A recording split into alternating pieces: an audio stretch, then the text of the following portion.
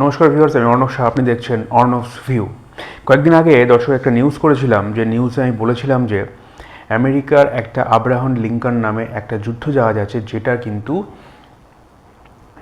4টে 5টা বা 6টা ব্যালিস্টিক মিসাইল দ্বারা মানে আক্রমণ চালালে তবেই সেটাকে ধ্বংস করা সম্ভব, আদারওয়াইজ একটা দুটো মিসাইলে সেটার কিছু হবে না।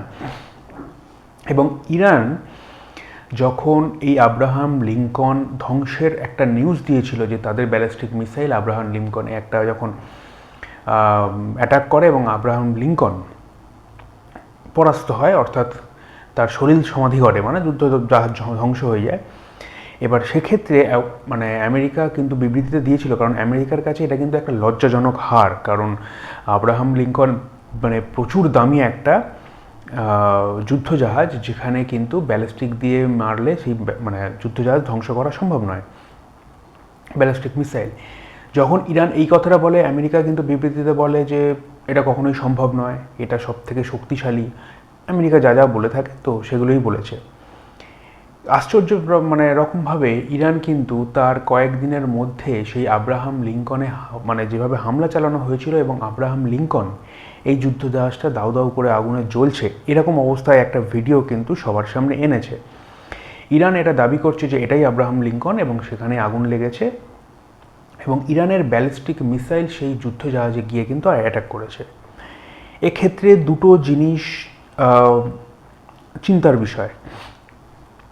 একটা তো তার মধ্যে আমেরিকা যে মানতে চাইবে না, কারণ সেটা তো আমেরিকার জন্য খুবই লজ্জাজনক একটা বিষয় হবে, সেটা তো একটা ঘটনা। আর সেকেন্ডলি, ইরান যে ভিডিওটা শো করেছে সেটা কতটা ফেক হওয়া সম্ভব? হতে পারে সত্যি, 100% সত্যি, কিন্তু যেহেতু একটা বার্নিং ওয়ারশিপ রয়েছে, এই যে যুদ্ধজাহাজটা মানে জ্বলন্ত অবস্থায় রয়েছে, সেটা দেখে কিন্তু বোঝার উপায় নেই, এবং ভিডিওগ্রাফিটা অনেক দূর থেকে করা, সুতরাং সেটা বোঝার উপায় নেই যে অ্যাকচুয়ালি ওটা আব্রাহাম লিঙ্কন কিনা। কিন্তু যদি হয়ে থাকে, সেটা আশ্চর্যের কিছু হবে না। আশ্চর্যের কিছু হবে না তার এই কারণেই, আমি লেটেস্ট আর একটা নিউজ করেছিলাম যে কুয়েতে আমেরিকার কিন্তু সেখানে বিমান ঘাঁটি আছে, অর্থাৎ এয়ার বেস আছে। এই যে ফাইটার এয়ার যে বেসটা ওখানে রয়েছে, সেখানে কিন্তু দুটো বিমান আছে, একটা হচ্ছে F-15 আর একটা আছে F-16। এবার F-15 আর F-16 এই দুটোর মধ্যে পার্থক্য কী? পার্থক্য হচ্ছে F-15 যেটা, এটা অনেক বেশি দামি। মানে বিষয়টা অনেকে হয়তো উল্টো ভাবছেন যে F-15 হয়তো দামি হবে কারণ নিউ ভার্সন, হ্যাঁ, সেখানে F-17 বা F-18 যদি কিছু আসে সেটা আরও মানে বেশি দামি হবে। ব্যাপারটা এটা নয়। এক্ষেত্রে F-15টা বেশি ইউনিক এবং সব থেকে বেশি দামি, আর F-16 তার সে তুলনায় কম দামি, সে তুলনায় অনেকটাই কম দাম। কেন? কারণ দুটো কোম্পানি এখানে, দুটো কোম্পানির বিষয় রয়েছে, দুটো কোম্পানি এখানে আলাদা। F-16 যে কোম্পানি, সেটা হচ্ছে লকহেড মার্টিনের, তার দাম হচ্ছে $40 থেকে $50 মিলিয়ন US ডলার। সুতরাং এখান থেকে আমরা বুঝতে পারছি এর দাম মোটামুটি 50 to 60, খুব বেশি হলে 55, এরকম একটা ভ্যারি করছে।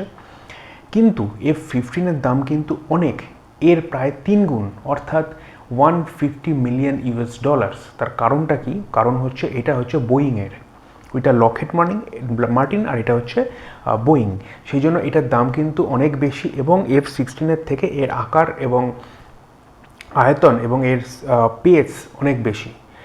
এই তিনটে F-15 যখন কুয়েতের আকাশে উড়ছিল, এই F-15 কিন্তু ভূপতিত হয়। কিন্তু আশ্চর্য বিষয়, এত একটা অত্যাধুনিক বিমান কুয়েতের আকাশে ওড়ার সময় কি করে এটা ভূপতিত হলো? সুতরাং আমেরিকা যে কাজগুলো করছে, যে খুব চায়নার মতো কাজগুলো করছে কি, যে খুব সস্তার জিনিসটাকে অনেক বেশি দাম দেখিয়ে বাজারে বিক্রি করার একটা যে কৌশল, সেটা কি আমেরিকা ফলো করছে? তার কারণ এত দামি 3টে এয়ারক্রাফট আকাশে উঠছে, এবং ইরান দাবি করছে যে এটাকে তারা নাকি ভূপাতিত করেছে, অর্থাৎ তাদের মিসাইল এখানে গিয়ে অ্যাটাক করে এবং এই প্লেন 3টা মাটিতে পড়ে যায়। এবার আমেরিকা কি বলছে? আমেরিকা কিন্তু তার প্রেস বিবৃতিতে জানাচ্ছে যে অ্যাকচুয়ালি এটা কিন্তু ইরান সেই মানে এই এয়ারক্রাফটে কিন্তু অ্যাটাক করেনি। তাহলে অ্যাটাকটা করলো কে? আবার এইদিকে তারা বলছে যে কুয়েতে যে এয়ার ডিফেন্স সিস্টেমটা রয়েছে, সেই এয়ার ডিফেন্স সিস্টেম ভেবেছিল এই 3টে প্লেন আকাশে যেটা উঠছে সেটা হচ্ছে ইরান থেকে আসা। সুতরাং তারা এটাকে কিন্তু মানে এই প্লেন 3টে দেখেই কিন্তু ফায়ার করতে শুরু করে এবং প্লেন 3টে ভূপতিত হয়। কিন্তু এখানে ব্যাপারটা হচ্ছে যে এখানে তাহলে এক্স ফ্যাক্টরটা কী, এখানে ইউনিক জিনিসটা কী? এখানে এক্স ফ্যাক্টরটা বিষয়ে আমরা আসছি। এক্স ফ্যাক্টর এটা হচ্ছে যে ইরানের যে এয়ার ডিফেন্স সিস্টেমটা রয়েছে, এই এয়ার ডিফেন্স সিস্টেমটা হচ্ছে 1984 সালের এয়ার ডিফেন্স সিস্টেম এবং তার মডেল হচ্ছে 1969 সালের মডেল। সুতরাং এত পুরনো একটা এয়ার ডিফেন্স সিস্টেম দিয়ে যদি একটা অত্যাধুনিক বিমানকে ভূপতিত করা যায়, তাহলে তার কি আর মানসম্মান রয়েছে F-15-এর? আমার তো মনে হয় না।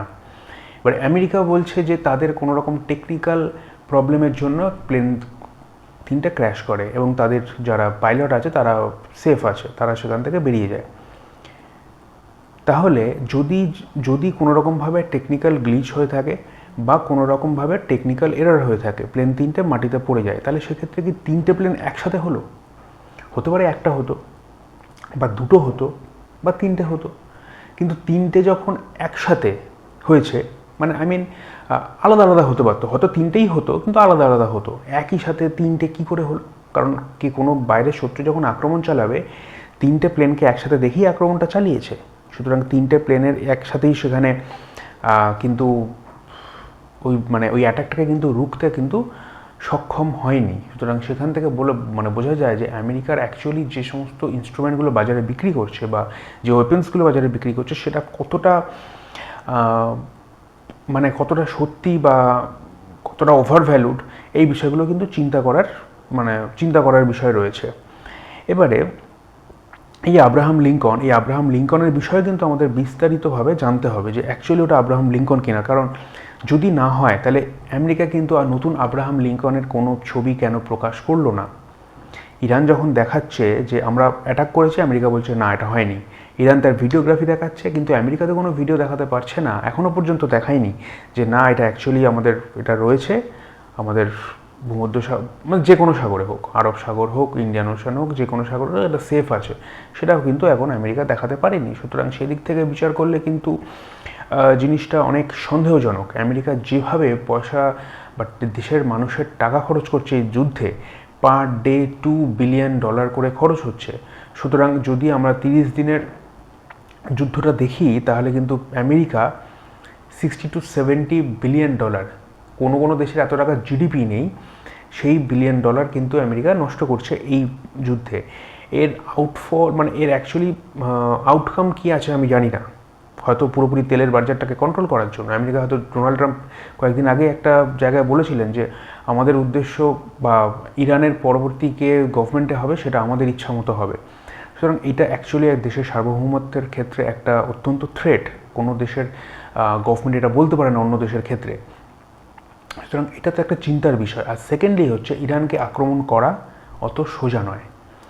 গ্রাউন্ড ট্রুপস দিয়ে, অর্থাৎ যে সৈন্য মাটি থেকে যায়, যে সমস্ত গ্রাউন্ড মিলিটারি আছে, সেটা দিয়ে কিন্তু ইরানকে আক্রমণ করা অতটা সোজা নয়। তার কারণ ইরানের উত্তর দিকে এবং পশ্চিম দিকে কিন্তু বিশাল পর্বতমালা রয়েছে।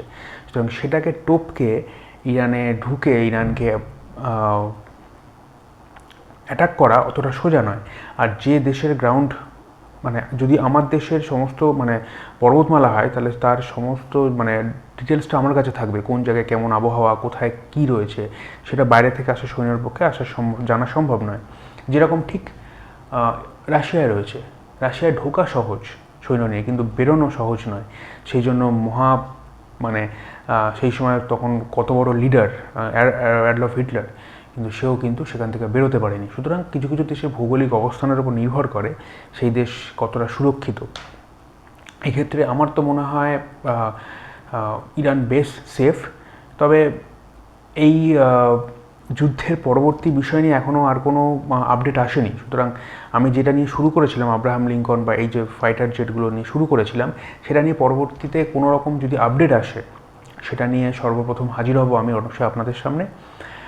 এখন এই পর্যন্তই। এখন এই বিষয়ে কোনো আপডেট নেই, কোনো ডেভেলপমেন্ট নেই। তো এখন এই পর্যন্তই। জয় হিন্দ, জয় ভারত।